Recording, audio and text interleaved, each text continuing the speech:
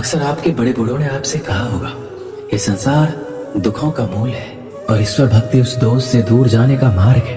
किंतु सोचिए, यदि ये संसार दुखों का सागर होता तो क्या नियति आपको यहाँ जन्म लेने देती? क्या ईश्वर यहाँ पर अवतार लेते? जब समस्याओं पर हमारा वश नहीं चलता, हम आरोप लगाते हैं इस संसार पे, वहां के लोगों पे, सोचते हैं काश वो यहाँ पर आया ही नहीं होता। एक किसान बंजर धरती पर जाता है और अपने परिश्रम से उसे लहलहाते खेत में परिवर्तन करता है। एक दर्जी जिसके पास एक सामान्य सा वस्त्र आता है, अपने परिश्रम से उसे एक सुंदर वेश में परिवर्तित कर देता है। आप भी परिश्रम कीजिए। ये महत्वपूर्ण नहीं है कि आप किस संसार में आए, ये महत्वपूर्ण नहीं है कि आप यहाँ कैसे आए। यदि कुछ महत्वपूर्ण है तो वो है कि जब आप गए तब आप इस संसार को कैसा छोड़ के गए। तो ये सोच के जिए कि जो किसी के लिए नर्क है उसे किसी का स्वर्ग बनाकर निकलोगे तो आपका जीवन और आपका संसार दोनों धन्य हो जाएंगे। श्री कृष्ण कहते हैं, इंसान कितना भी परिश्रम कर ले या मन्नतें कर ले, समय से पहले किसी को कुछ नहीं मिलता।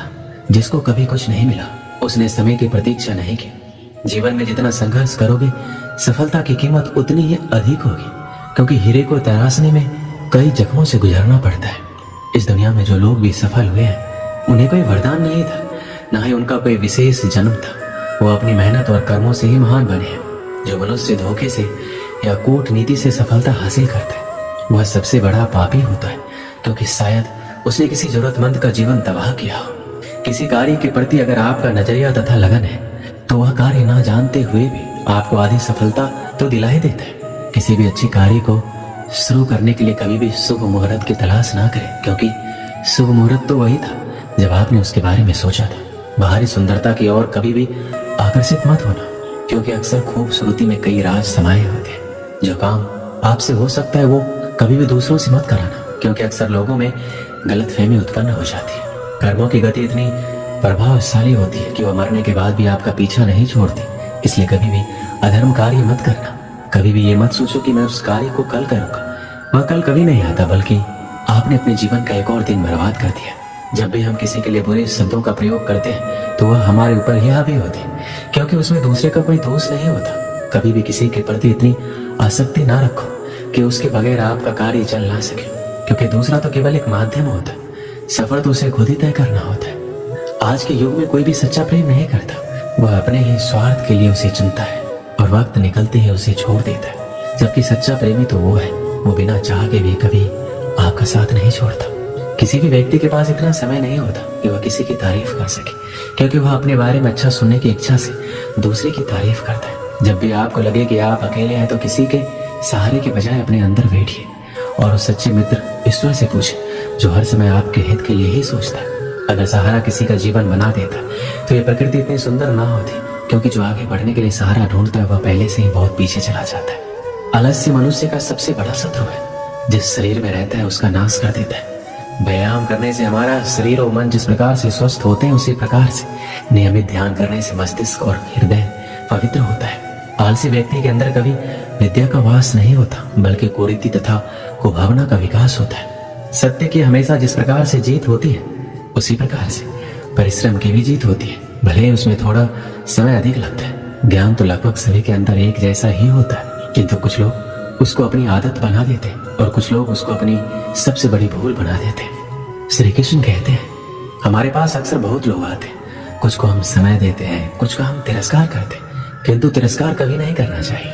किसी व्यक्ति के पास आपके आने के 3 मुख्य कारण होते हैं, भाव, अभाव और प्रभाव। यदि कोई आपके पास प्रेम भाव से आए तो उसे प्रेम दीजिए, सम्मान दीजिए। यदि कोई आपके पास अभाव में आए तो उसकी आवश्यकता समझे और जितना हो सके स्वयं से उसकी सहायता करें। और यदि कोई आपके पास प्रभाव के कारण आए तो उसको समुचित सम्मान दे। तो खुद को भाग्यशाली समझे कि कोई आपके प्रभाव में है, किंतु तिरस्कार कभी ना करे। तिरस्कार जन्म देता है कुंठा को, और कुंठा किसी को भी आपका शत्रु बना देती, इसलिए मित्र बनाए। श्री कृष्ण कहते हैं, किसी में भी अकेले दुनिया को बदलने की ताकत नहीं है, लेकिन आप पानी में एक पत्थर फेंक कर कई तरंगे पैदा करने के समान बहुत कुछ कर सकते हैं। हर कोई जानता है कि हम क्या हैं, पर ये नहीं जानते कि हम क्या बन सकते। अगर आपने अंदर की खूबी को पहचान लिया तो आप सब कुछ प्राप्त कर सकते हैं। जीवन में कभी भी दुख से ना डरो, क्योंकि जब ठोकर लगती है तभी मनुष्य सीख पाता है और संभल कर चलता है। मनुष्य की गलतफहमी है कि भाग्य ही सब कुछ है, लेकिन भाग्य नाम की कोई चीज नहीं होती। इसकी केवल मनुष्य ही पूजा करता है। अगर मनुष्य अपने जीवन में ये सोचता है कि उसके सोचने मात्र से कार्य सफल हो जाएंगे, तो ये उसकी सबसे बड़ी भूल होगी, क्योंकि शेर को भी अपना शिकार खुद ही करना पड़ता है। भाग्य तभी होता है जब मनुष्य कर्म करता है, और कर्म नहीं करता है तो वही भाग्य अभिशाप बन जाता है। मानव का भाग्य पूर्व जन्मों के कर्मों से बनता है, और वर्तमान जीवन में उस कर्म के प्रति कर्तव्यनिष्ठ होकर कार्य करने से ही वह सफल हो पाता है। मनुष्य को हमेशा ये सोचना अनिवार्य है कि जो भी कर्म मैं कर रहा हूँ उसकी संतान पर वैसा ही प्रभाव पड़ेगा, अर्थात पुत्र के अंदर भी वही गुण विद्यमान होंगे।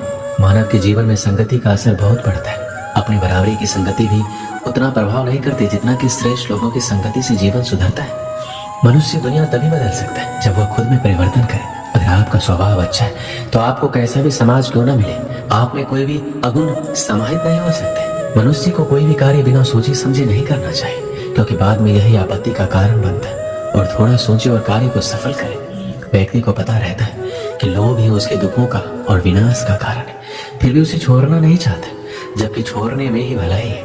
जीवन में याद रखना, कभी किसी कसमों का अग्रणी मत बनना, क्योंकि कार्य सिद्ध होने पर सबको शाबाशी मिलती है और बिगड़ने पर उसी व्यक्ति को क्षति पहुंचती है। ऐसा जन्म भी किसी किसी का होता है जो जीवन में कितना भी संकट क्यों ना आ जाए, वो कभी अपना धैर्य नहीं खोते, और वही व्यक्ति महान लोगों की श्रेणी में गिने जाते हैं। एक राज्य में श्याम नामक युवक रहता था। एक बार उसने राजा के किसी आदेश की अवहेलना कर दी। अपने आदेश की अवहेलना राजा को कतई गवारा नहीं था। जो भी उसके आदेश की अवहेलना करता दंड का पात्र बनता। श्याम को भी सैनिक बंदी बनाकर राजा के समक्ष ले गए। बाहरी दरबार में राजा ने उसे मृत्यु दंड सुनाया।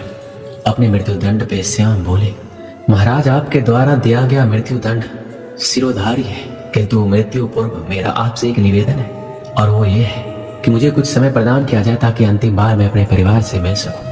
राजा ने एक सिरे से उसका यह निवेदन अस्वीकार कर दिया। तुम पर कैसे विश्वास किया जा सकता है? यहाँ से जाने के उपरांत तुम वापस नहीं लौटे तो तुम्हारा यह निवेदन स्वीकार योग्य नहीं है।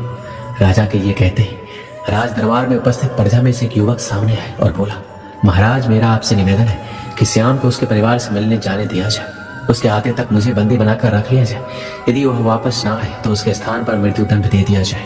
युवक की बात सुनकर राजा आश्चर्यचकित रह गया। पहली बार ऐसा कोई व्यक्ति सामने था जो किसी अन्य के लिए अपने प्राण देने पे तत्पर था।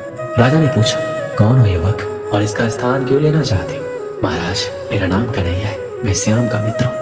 मुझे पूरा विश्वास है कि अपने परिवार से मिलकर ये वापस अवश्य आएगा। राजा ने सैनिकों को कन्हैया को बंदी बना लेने का आदेश दिया और श्याम को परिवार से मिलने की अनुमति दी। श्याम को 6 घंटे का समय दिया गया, जिसमें उसे अपने परिवार से मिलकर वापस आना था। श्याम घोड़े पर सवार होकर अपने परिवार से मिलने पहुंचा। सबने मिलकर तुरंत वापसी की राह पकड़ ली। वह समय व्यर्थ नहीं करना चाहता था। समय पर राजा के समक्ष ना पहुंचने पर उसके मित्र के प्राण संकट में पड़ सकते थे। तीव्र गति से घोड़ा दौड़ाते हुए राजमहल की ओर चला आ रहा था। एक स्थान पर वह घोड़े से गिर पड़ा और चोटिल हो गया। इधर निर्धारित 6 घंटे पूरे हो गए। श्याम राजमहल नहीं पहुंच पाया। इस स्थिति में कन्हैया को मृत्यु दंड के लिए तैयार किया जाने लगा। अपने अंतिम समय में कन्हैया ने श्याम को स्मरण किया और आंखें बंद कर ली। वह प्रसन्न था कि वह अपने मित्र के काम आ सका, किंतु अंतिम क्षण में श्याम राजमहल पहुंच गया। वह राजा से बोला, देरी के लिए क्षमा महाराज, मैं घोड़े से गिरने के कारण चोटिल हो गया था। अब मैं वापस आ चुका हूँ, कृपया मेरे मित्र कन्हैया को छोड़ दीजिए। श्याम का कथन सुनकर कन्हैया ऊंचे स्वर में बोला, मित्र तुम चले जाओ। श्याम बोला, नहीं मित्र, मेरा दंड तुम कैसे भोग सकते हो और मैं तुम्हें ऐसा कैसे करने को दे सकता हूँ? मेरा दंड है, मैं ही भोगूंगा। तुमने मेरे लिए जो किया उसके लिए मैं तुम्हारा आभारी हूँ। राजा श्याम और कन्हैया की मित्रता देखकर प्रसन्न हुआ और बोला, ऐसी मित्रता मैंने आज तक नहीं देखी। मैं तुम दोनों से बहुत प्रसन्न हूँ और घोषणा करता हूँ कि तुम दोनों में से किसी को मृत्यु दंड नहीं दिया जाएगा। मैं तुम दोनों को स्वतंत्र करता हूँ। इस कहानी से क्या सीख मिलती है? सच्चा दोस्त एक अनमोल रिश्ता है जो जीवन का महत्वपूर्ण हिस्सा होता है। वो व्यक्ति जो हर घड़ी आप पर विश्वास करता है और आपके साथ खड़ा रहता है, सच में महत्वपूर्ण होता है, क्योंकि वह आपके जीवन में साथी और समर्थन देता है। एक सच्चा दोस्त आपके सारे राज और बातें सुनता है, आपके साथ खुशियों में साझा करता है और आपके दुखों में सहानुभूति दिखाता है। सच्चे दोस्त का साथ आपके जीवन को अधिक मजबूत और सुरक्षित बनाता है। एक सच्चे दोस्त के साथ समय बिताना अद्वितीय और मान्य होता है और इससे आपके जीवन में आत्मविश्वास बढ़ता है और आपके लिए एक सुरक्षित स्थान प्रदान करता है और आपके साथ हर मोड़ पर होता है। दोस्त जीवन की सफलता और खुशियों की दिशा में एक महत्वपूर्ण भूमिका भी निभाता है और यह रिश्ता जीवन भर बना रहता है। जय श्री कृष्णा।